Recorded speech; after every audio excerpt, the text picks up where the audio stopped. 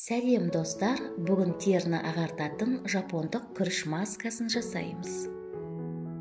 Рецепті дайындау үшін бізге бір ас қасық күріш керек. Күрішке 150 мг су құйып, баяу отта пісіреміз.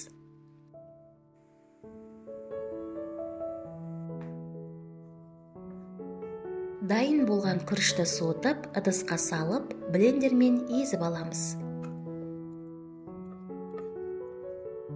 Достар, егер мені қолдағыңыз келсе, каналға жазылыңыз, лайк басыңыз, видео рецептермен достарыңызбен бөлісіңіз.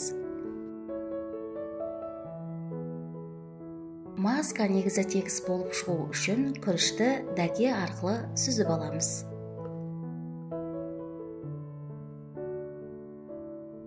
Күріштің құрамында құрғақ және өлі теріні кетіруге және теріні ылғалдандыруға көмектесетін антиоксиданттар бар. Маска негізіне 2 ас қасық сүт қосып араластырамыз.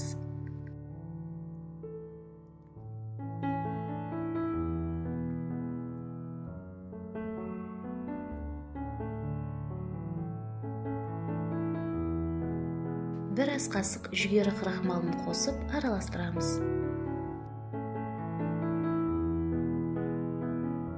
Жүгері крахмалы теріні ағартуға көмектеседі.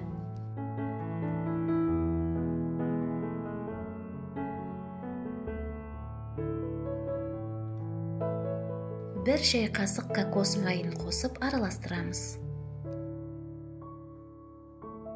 Кокос майы қара дақтарды, өлі жасушаларды кетіруге көмектеседі. Бізге лимон керек. Егер лимоннан аллергияңыз болса, қоспасаңыз да болады. Бір шай қасық лимон шырынын қосып, барлық ингредиенттерді жақсылап араластырамыз. Лимон шырыны теріні сергітеді. Теріде пайда болған қарадақтардан тазалайды. Теріде коллаген өнуін арттырады.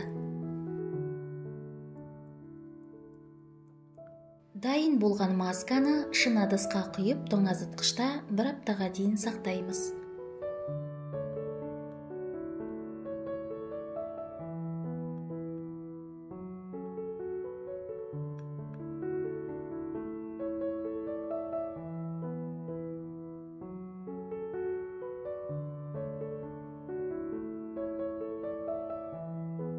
Ағартатын күріш маскасын аптасына 3 рет терімізге жағып 20 минутқа қалдырамыз.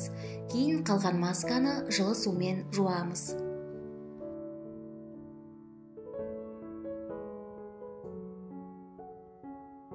Сізге денсаулық, жастық және сұлулық тілеймін.